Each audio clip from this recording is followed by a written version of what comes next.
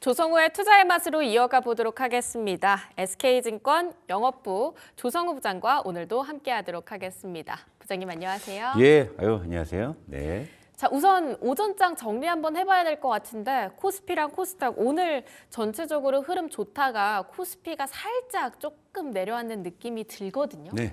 전에 이제 금요일장에는 코스피가 하락 마감했었는데 네. 오늘 코스피 괜찮을까요?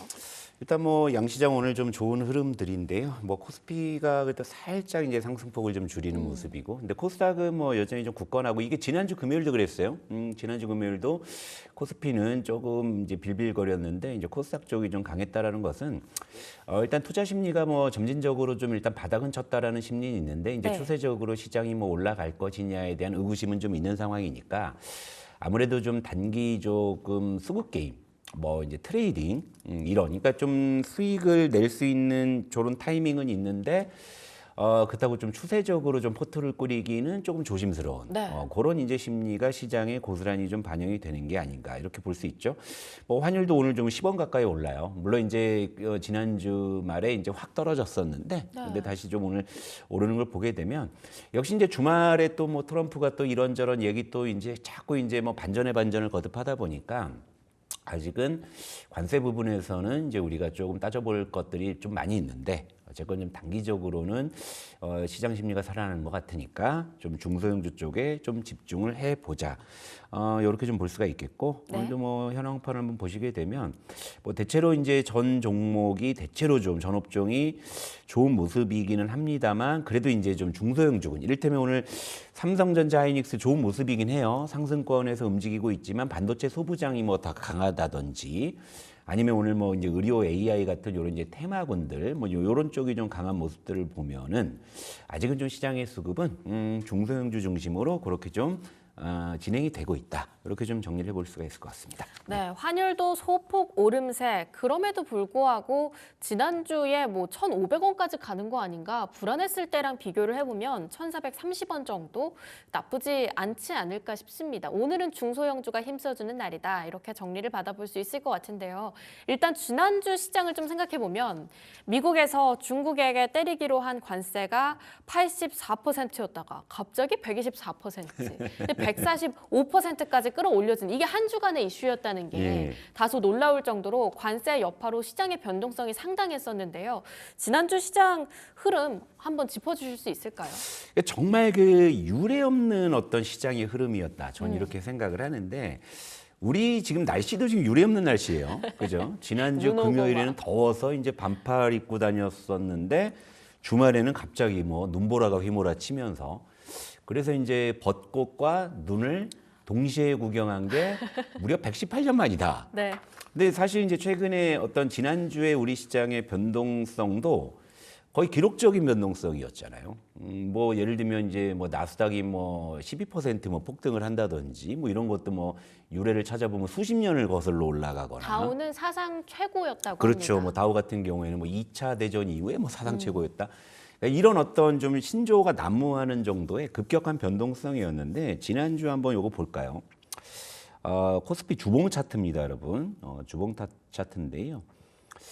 지난주에는 우리가 이제 2200대도 구경을 했었어요. 그죠? 네. 2200대도 구경을 했었는데 지난주에 코스피가 무려 7%가 폭락을 한 다음에 또 이제 지난주에 이제 드라마틱하게 이렇게 낙폭을 줄이는 이런 모습이 좀 나왔었죠. 그리고 지난주 월요일이죠. 월요일이라면 요때 이제 블랙먼데이였죠. 요때 코스피가 무려 5.67%나 폭락을 한 날이었어요. 그런데 지난주 이제 금요일 같은 경우 목요일이죠. 목요일 같은 경우에는 코스피가 무려 6.6%가 더 폭등을 한 정말로 뭐 냉온탕을 왔다 갔다 하는 그런 모습이니까 아니 어느 투자자가 이런 변동성에서 멀미가 안 나겠습니까? 네. 그죠? 그러니까 뭐 속이 울렁울렁 거릴 정도로 뭐 이제 그 현황판 보고 있기도 참 고역스러운 그런 어떤 한 주였죠. 사실 여러분 이렇습니다. 물론 이제 내 주식이 뭐 오르는 게 좋지만 여러분 너무 급등해도 여러분 그거 쉽지 않아요. 그죠? 너무 그 급등해서 기분은 좋지만 그 급등한 가운데서도 출렁출렁출렁하는 그 자체가 여러분들께 이게 심적으로 굉장히 스트레스잖아요. 그러니까 주식이라는 거는 사실은 하락을 하더라도 좀 완만하게 하고 오르더라도 좀 완만하게 해야 여러분들이 조금 심적인 어떤 동요가 없이 네. 냉정함을 유지하면서 이제 전략을 계속 꾸릴 수가 있는 부분인데 급등락을 반복해 버리다 보니까 사실은 이제 거기서 이제 우리가 어떻게 대응하기가 쉽지 않은 거거든요. 그러니까 일례를 보면 여러분 이렇습니다. 지금 월가에서 어지간한 지금 이코노미스트들이 지금 전망을 안 하고 있어요. 무슨 의미인지 아시죠? 네. 예, 전망 자체가 무의미한. 그러니까 그런 정도. 그러니까 정말 이 바닥에서 속된 말로 닳고 다른 사람들도 예측을 못 하고 있는 상황인데 하물며 시청자 여러분들이 이런 급등락이 반복한 이런 장에서 어떻게 이걸 좀 냉철하게 대처하실 수 있을까요? 그죠? 그러니까 이제 그런 정도의 참 고약한 그런 변동성이었는데 물론 지난주에 이제 낙폭을 만회하고 이제 이번 주 월요일에 또 이제 추가적인 어떤 반등을 시도한다는 측면에서 네. 제가 지난 시간에도 말씀드렸죠. 바닥은 쳤다. 하지만 추세적인 상승은 뭐 아직은 두고 봐야 된다. 하지만 이제 바닥을 쳤다라는 그런 심리가 조금 더 이제 매수세를 유입시키고 있는 부분인데 다만 지난주 외국인이 무려 코스피를 4조 원을 팔았습니다. 이런 부분들이 이제 아직은 좀 위로 가기에는 우리가 따져볼 것들이 있다. 이런 거죠. 그러니까 결국 이제 트럼프 관세 이슈에 우리 시장이 정말 유례 없는 급등락을 좀 반복한 한 주였다. 그렇게 정리해 볼 수 있겠고 다행히 오늘 월요일은 그래도 힘을 내주고 있어서 좀 마음을 쓸어내리는 가슴을 쓸어내리는 그런 하루가 아닌가 보고 있습니다. 네. 네. 외국인의 매도 규모가 여전히 좀 마음에 불안한 한켠을 지키고 있는 그런 상황 속에서 관세에 대한 이야기 끊임없이 나오고 있습니다. 지난주에 전체적인 해외 증시도 정말 격동의 한 주가 됐었는데요. 항생이 막 13% 빠지기도 네. 하고요. 니케이도 9%까지 쭉 빠지기도 하고요. 이 지수인지 종목인지 헷갈릴 만큼 종합지수 자체가 크게 움직이는 변동의 한 주였습니다. 이 관세라고 하는 키워드 하나로 전체적인 시장이 이렇게까지 뒤흔들리는 이유는 뭘까요? 트럼프 때문이죠, 뭐.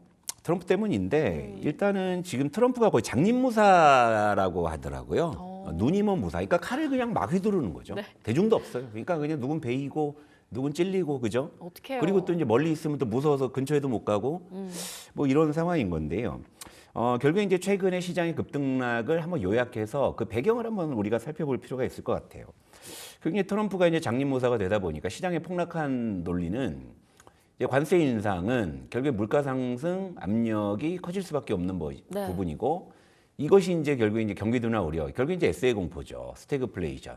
물가는 높은데 경기는 침체되는 그런 모습. 그러니까 근데 여기서 이 시나리오는 이미 이제 시장에서도 우려를 했던 부분이었죠. 그래서 이제 연준에도 이제 그런 부분들에 대한 어떤 압력이나 시장에서의 어떤 졸음 뭐 이런 것들이 있었는데 지금 뭐 트럼프는 아예 그냥 무차별적으로 아예 그냥 뭐 거의 뭐 폭조기관차처럼 이래버리니까 관세도 자 관세가 이제 상호관세가 10%일 때 20%일 때 30%일 때는 당연히 물가 상승 압력에 차이가 있을 수밖에 없는 거잖아요. 그런데 뭐 중국에는 뭐 125% 이래버리니까 그러면 안 그래도 지금 이제 이 시나리오로 가고 있는데 무차별적으로 저렇게 관세를 막 올리다 보니까 경기 침체가 빨라질 것이라는 네. 우려겠죠. 그런 부분들이 이제 시장 폭락의 원인이죠. 결국엔 트럼프가 저러면 스태그플레이션은 빨라질 수밖에 없다. 그런 부분들을 급격하게 지금 가격에 반영을 했었기 때문에 폭락이 이제 나타났던 거였죠. 그런데 그러면서 드라마틱하게 이제 반등하게 된 논리는 뭐였냐면 일단 이제 관세를 이제 90일 유예한 거죠. 그러면 이제 산술적으로 경기 침체가 90일 정도 늦게 오겠네, 그죠? 그죠? 그쵸.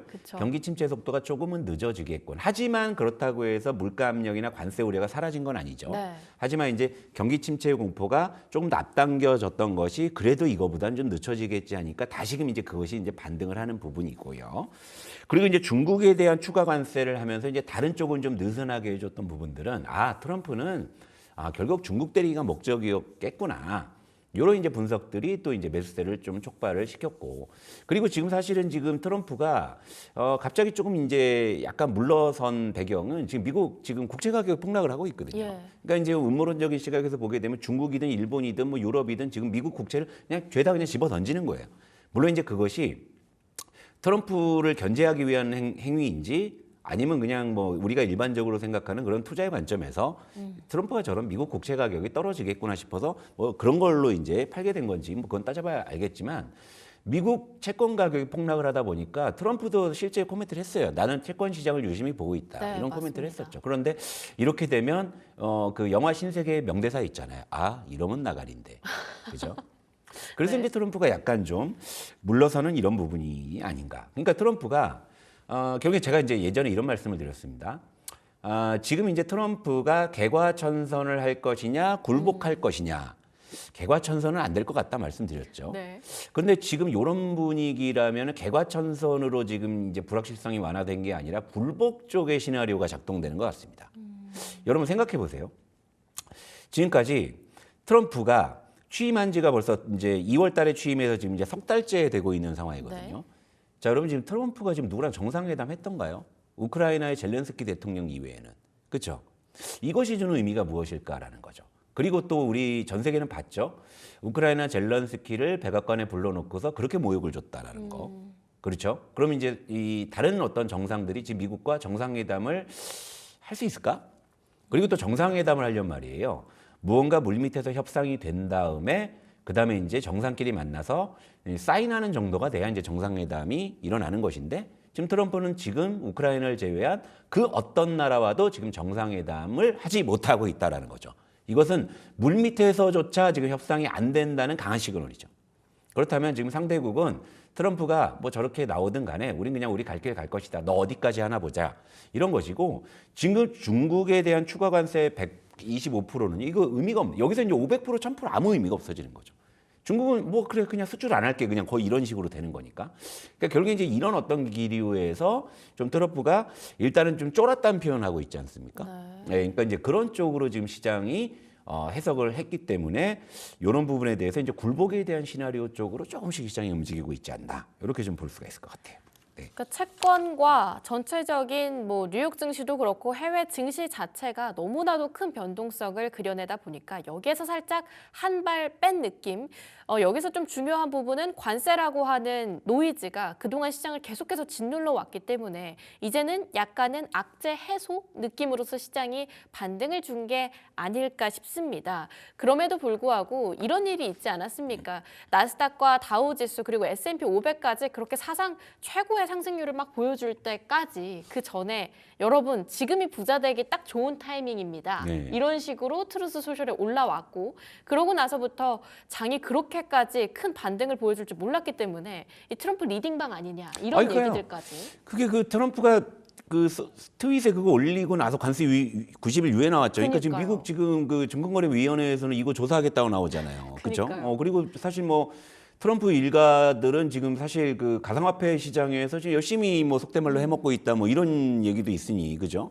그러니까 이거 좀 너무 그 트럼프가 이런 부분들 특히 이제 공화당 쪽에 일부 핵심 인사들은 이걸 이용해서 지금 이제 어느 정도 좀 내부 정보를 이용한 뭐 그런 걸 하는 게 아닌가라는 그런 어떤 이제 심증 때문에 지금 조사도 들어간다 이렇게 나오는 거거든요. 그러니까 너무 그 미국 대통령이 사실은 이렇게 표현해도 될 것이냐, 이렇게 행동해도 될 것이냐 이런 이제 물음표를 계속 던져주는 행위를 했기 때문에 네. 지금 시장에서도 이제 트럼프를 신뢰하지 않는다라는 거죠. 이제 그런 부분으로 좀 우리가 이해할 수 있을 것 같고요. 그리고 이제 우리가 이제 트럼프 트레이드에 대해서 다시금 이게 부활하는 게 아니냐, 또 관세 전쟁에 대해서 뭐 이제 뭐 수혜 뭐를 볼 뭐 섹터 쪽에 뭐 집중을 해보자 이런 것도 주말 사이 리포트가 막 쏟아졌어요. 네. 근데 저는 사실 여기에 대해서 저는 쉽게 동의를 못하는 게 이미 이제 트럼프 취임 전부터 대선 때도 이제 트럼프 트레이드는 계속 있어 왔고요. 근데 반대급부라는 게 있어야 되는 거죠. 지금 이제 트럼프의 어떤 지금 이 임기 초에 어떤 정책 드라이브에 좀 제동이 좀 걸리는 그런 양상이라고 했을 때는 우리가 이제 여기서 좀 셈법을 좀 달리해 볼 필요가 있을 것 같은데 뭐 트럼프 트레이드로 이제 거론되는 그런 섹터를 한번 좀 놓고 말씀을 드려볼게요. 이를테면 조선방사에너지 지금 트럼프 트레이드 수혜니까 이거 사야 되느냐 이렇게 이제 이분법적으로 갈 수 있는 부분이잖아요. 네. 이를테면 트럼프 정책 수혜, 뭐 정책의 파생 수혜가 그러니까 방사는 직접 수혜는 아니지만 간접 수혜잖아요. 그쵸. 그러니까 예, 관세 전쟁에서 유럽 쪽에 이제 방위비 이제 증액이나 이런 부분이고 또 에너지는 이제 트럼프가 뭐 알래스카 LNG나 뭐 발밑에 황금이 있다 뭐 이런 걸로 해갖고 이제 직접 수혜, 조선도 이제 직접 수혜 이렇게 그러니까 어쨌건 이제 조남방산 에너지가 트럼프 트레이드 수혜주로 이제 대표적으로 거론되는 그런 종목인데 이거 가격 부담들 다 있잖아요. 요즘은 좀 빠져서 괜찮지 않을까요? 그러니까 뭐 얼마 빠졌다고? 더 빠져야 돼요? 아니 그건 제가 드릴 말씀은 아닌데, 그건 제가 드릴 말씀 아니고 네. 괜히 이렇게 또 들고 계신 분들이. 아유 확실하잖아요. 그래도 네. 비교적 확실하지 근데 않나요? 이제 여기서 이제 트럼프의 정책의 연속성이 있어야 힘을 받을 텐데 지금 연속성이 있을까?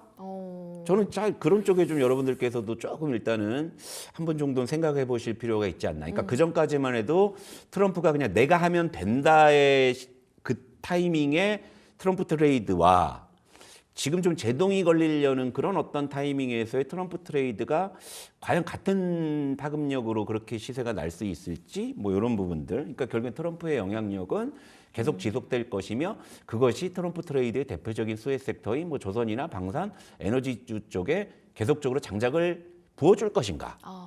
그러니까 이 부분에 대해서 고민해보자 이거죠. 그러니까 예를 들면 이거 빠진다 오른다 이런 얘기는 아닌 거예요. 왜냐하면 이런 얘기는 저는 그냥 이런 어떤 주변에서 여러 이슈를 저는 이제 해석해 드리는 거고 그거에 대해서 이제 우리 시청자 여러분들께서 판단에 도움이 되셨으면 하는 것이지 제가 뭐 이거 뭐 지금 파세요 뭐 이런 얘기를 드릴 이유도 없는 거고요. 설령 그런 얘기를 드렸는데 나중에 그 주식 빠지면은요. 그러면 그때 조성우 말을 들을 걸 이러지 않으세요. 쟤 때문에 빠졌다 그러죠. 그러니까 이제 거기에 대한 판단은 오롯이 이제 투자자 본인의 몫이고요. 하지만 이제 거기 이제 그런 어떤 상황에서 트럼프의 영향력이 과연 지속될 수 있을 것인가에 대한 어떤 그런 고민들을 해보자. 저는 그렇게 말씀을 드리는 거고. 그리고 이제 또 한 번 표를 띄워주시면 그 반작용으로 움직였던 섹터들이 있잖아요. 이를테면 바이오나 뭐 엔터나 뭐 소비주 같은 경우에는 이건 이제 무풍지대의 논리였죠. 그렇죠. 무풍지대 논리. 그러니까 거기다가 이제 중국이 트럼프의 관세 충격에서 벗어나기 위해서 내수를 더 부양하자는 그런 모멘텀에서 또 이제 중국의 경기 부양 뭐 이런 쪽으로 좀 엮여서도 시세가 났었고 그리고 이건 이제 어쨌건 이제 뭐 미국 관세 민감도는 굉장히 낮은 쪽이잖아요. 낮은 쪽이기 때문에 뭐 이제 이런 부분들인데 결국 이제 관세의 상관관계는 낮은데 가격 메리트도 분명히 좀 있어 보이긴 해요. 조선 방산 에너지에 비해선. 그런데 이제 이들 섹터도 고민이 뭐냐면 어쨌건 이제 시장의 논리가 관세 수혜냐 무풍이냐 이런 쪽으로 가다 보니까 내러티브 중심인 거잖아요. 그러니까 예를 들면 실질 모멘텀보다는 내러티브에 좀 치중돼. 그러니까 예를 들면 소비주 같은 경우는 실제로 이제 예를 들면 이제 우리나라 이제 내수 기준으로 봤을 때는 아직은 소비 심리가 확 살아난 건 아니죠. 물론 이제 조기 대선 때문에 좀 일정 부분 심리가 개선될 것이라는 기대감은 반영해 볼 수 있겠습니다만 내러티브에 좀 치중돼 있는 부분이죠. 그런데 이제 조선방산 이런 쪽은 실적이 또 받쳐주는 쪽이고, 그러니까 이게 사실은 굉장히 복잡한 거죠. 그러니까 이제 이런 걸 여러분들께서 고민을 해보실 필요가 있다는 거예요. 물론 이제 변동성은 트럼프 트레이드 대비해서는 좀 낮은 편이기는 하지만. 단순히 그러니까 트럼프 트레이드라고 선을 그어놓고 너 이분법적으로 여기 있을래 이런 식으로 시장 대응하면 지금 아무것도 못하죠. 그죠? 동전 앞뒷면의 게임을 우린 계속 해야 된다는 거거든요. 그러니까 여러분, 그러니까 예를 들면 5대5 확률이면 베팅 안 하는 게 좋아요. 근데 51대 49면 이제 51에 베팅할 수는 있겠죠. 그러니까 이제 그런데 자꾸 시장에서는 여전히 그냥 여러분들을 트럼프 트레이드 안으로 자꾸 가두려는 논리들이 가득한 거야. 그러니까 이제 저 같은 사람이 나와서 거기 갇히지 마시고요. 좀 시야를 넓히시고 거기서 한 발 빼서 들여다보시면은 다른 쪽에서도 기회가 많이 있으니까 그런 쪽에 여러분들 시선을 우리가 돌려보자. 사실 이게 이제 제가 투자의 맛에서 여러분들께 많이 말씀을 드리고 싶은 내용이니까 트럼프 트레이드 또 이런 얘기 나오면 그냥 거기서 한 발 물러서세요. 그 안에 갇히실 생각을 하지 마시고.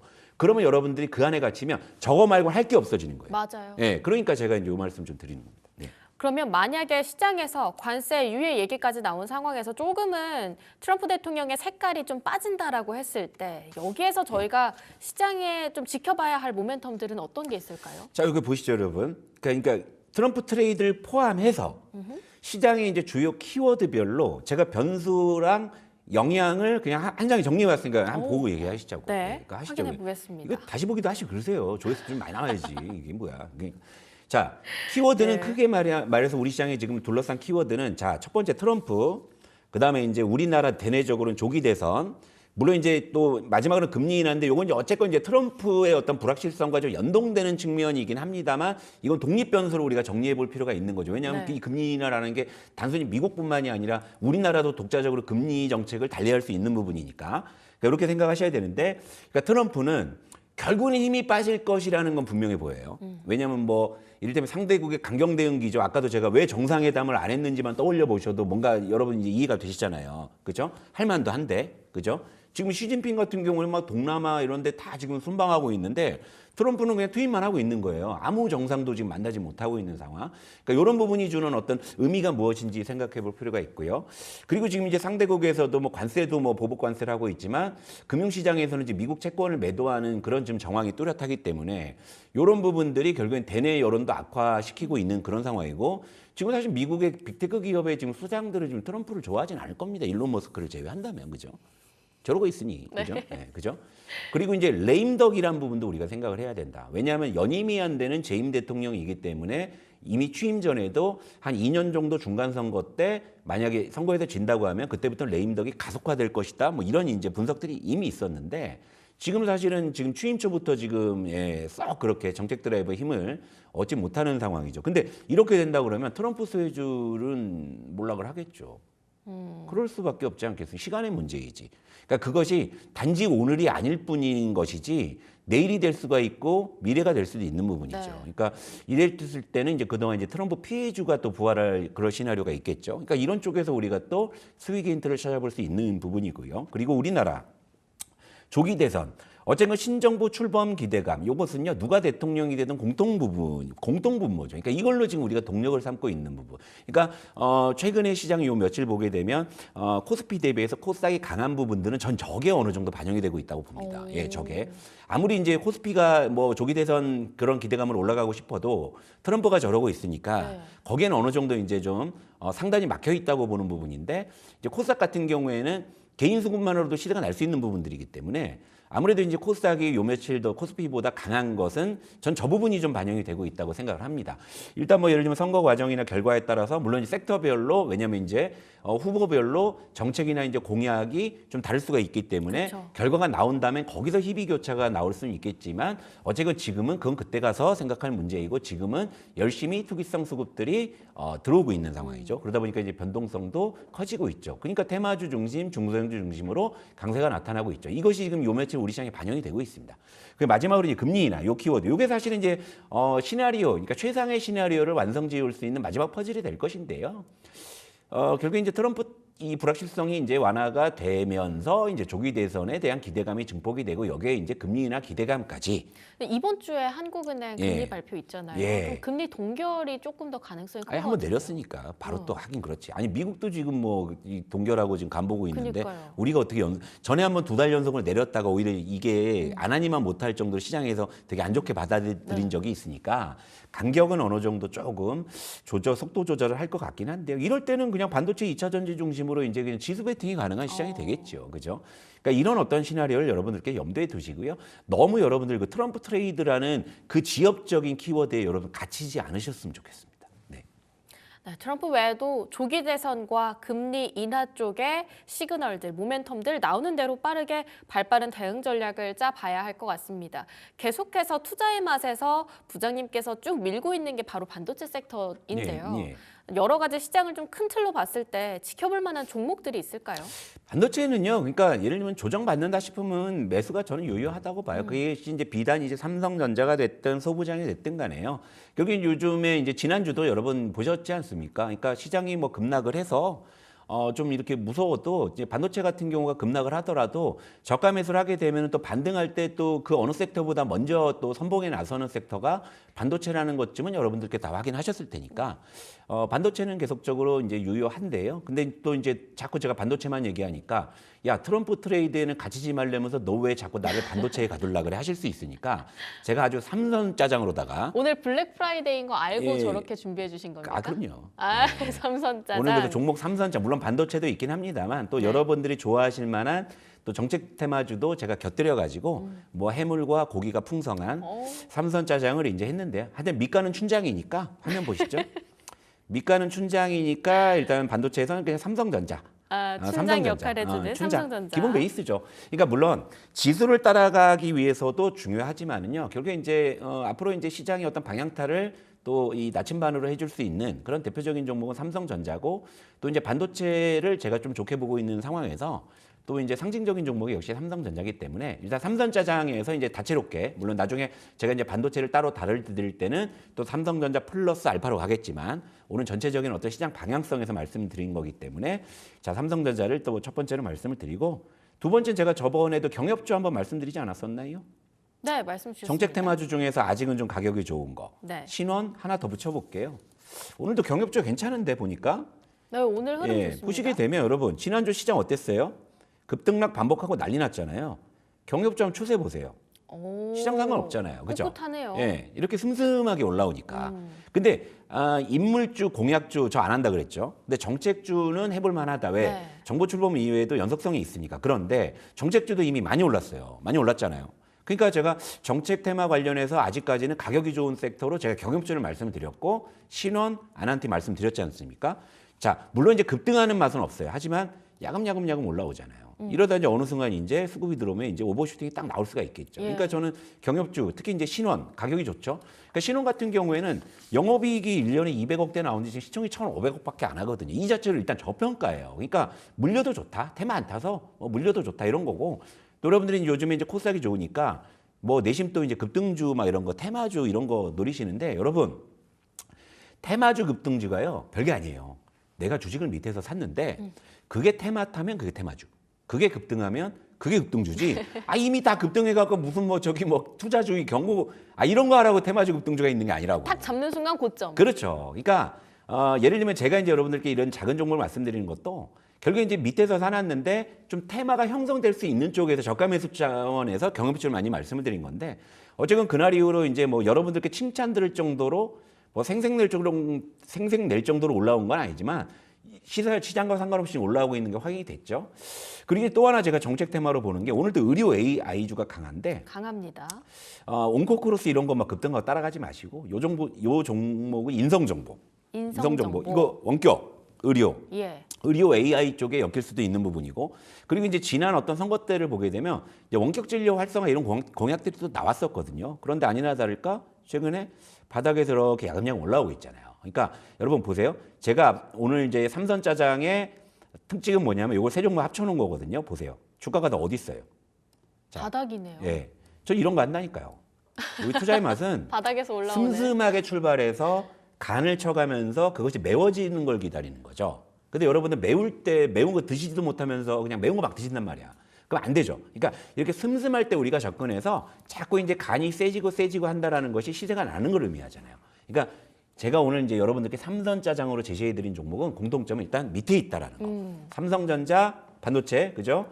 정책 테마, 신원, 그죠? 경협, 그리고 또 정책 테마, 인성정보, 자 원격 의료 다 바닥에 있다라는 거. 자 여러분 이제 요게 이제 참고하셔가지고 여러분들께서 좀 전략을 잘 꾸려가셨으면 좋겠습니다. 네. 네, 삼성전자, 신원, 인성정보까지 삼선짜장 아직은 슴슴한 맛이라고 하지만요. 곧 사천짜장이 될 만한 종목들 정리해 주신 것 같습니다. 좋다, 지금까지 네. SK증권 영업부 금융센터 조성우 부장과 함께했습니다. 부장님 좋은 말씀 감사합니다.